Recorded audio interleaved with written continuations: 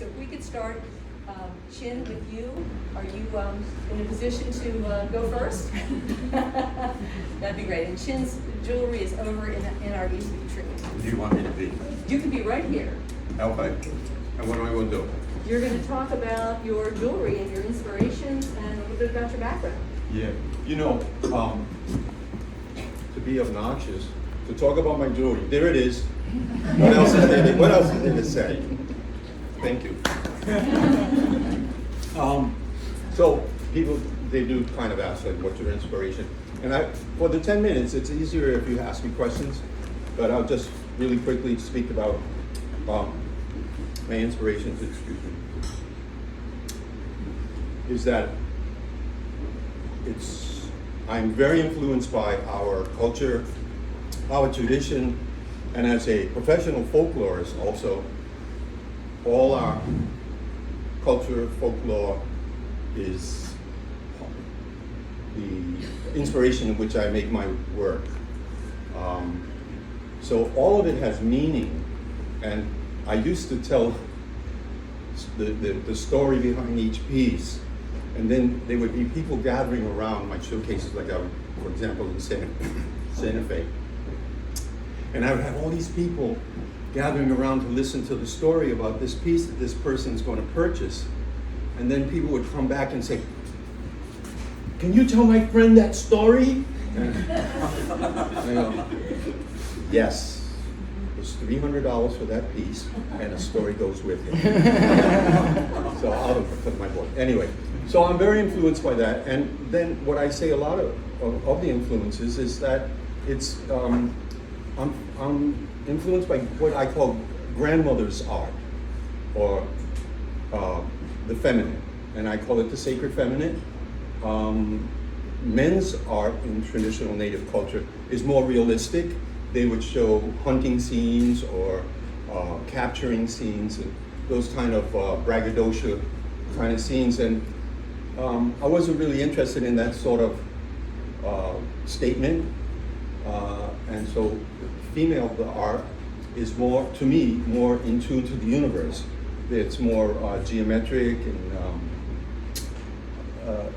those kind of designs. They're not, they don't necessarily have horses and buffaloes in it. They might have flowers and geometry.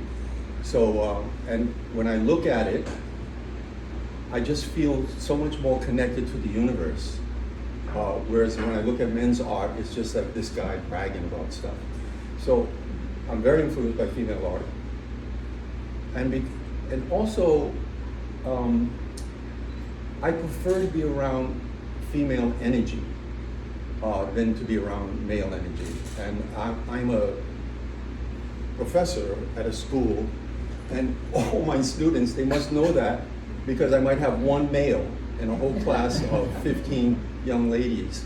And even when I have the adult classes, usually it's only one male or something. And I realized, this is strange, I know it's only really weird. I realized, well, I really don't like guys. You know, there's something about it, you know, their energy is something about it. I just prefer to be around that feminine energy, that female energy. It just, to me, has a feeling of universality, the connection to the universe. I think, unless you got a question, my time's up. Okay, go ahead. Could you tell us the story about the necklace you're wearing? Oh, okay. Thank you, Mom. You know, family always trying to keep it together. This is a wampum necklace, and I think I have wampum up in the showcase here, a couple of pieces. Most people have heard of the word wampum. They think about it as money. We Native people, we don't see it as money at all. It has nothing to do, we don't buy and sell anything in that terms, but it is an exchange. It's kind of like a sacred exchange. People would pass wampum on between marriages and weddings, if the young people come together, or the head sachems and our clan mothers, when they make an agreement, the wampum would be exchanged as proof of that agreement. And so this is original wampum, and these are made with, the material is a hard-shelled clam. The clam is a mercenaria. In other words, a quahog. or Little Neck, or what's the other ones? Little Neck, Middle Neck, whatever. And so that's what it's made of, and this is, and it's made for special people. Thank you. Yeah, go ahead.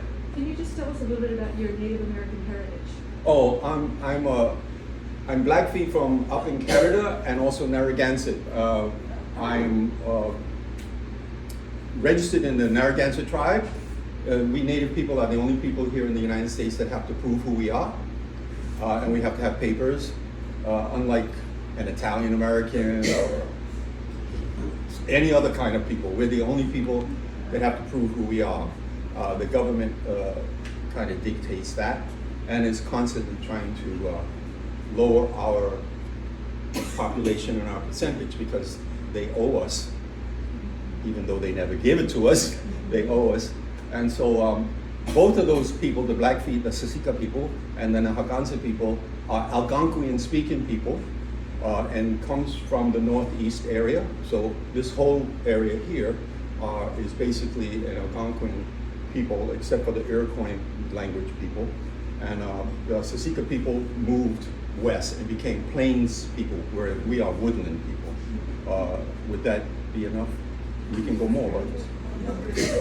Okay. Oh, all right, one more. Why did you pick silver and turquoise as your medium? Well, turquoise is really not my medium. I don't think I even have a piece of turquoise. Is there a piece in there? I thought there was, yeah. Although, you know, Yeah. one piece. No, one and 3/4. So all those turquoise sellers, they would come around to my booth and, you know, look what I got. And I go, well, you know, it's a Southwestern product where, you know, I have the wampum music. This is ours, our secret stone.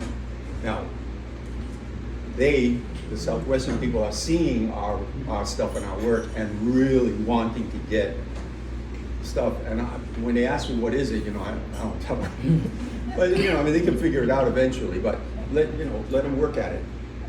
This is their sacred stuff, and it's really beautiful. This is called the sky stone, and I don't tend to use it too much. Just if I see something I really like, or what really happens is that people will come to my booth and go, man, I really like that, and can you trade with me? You know, and I go, you know, I don't need another thing. But once in a while, if I see something gorgeous like this stone here, this spider web, I said, all right, I'll trade, you know, and that's how I get it. Because normally I don't use it in my work, in just a little bit. Just a little bit. Thank you, Jim. Okay, thank you. Okay. So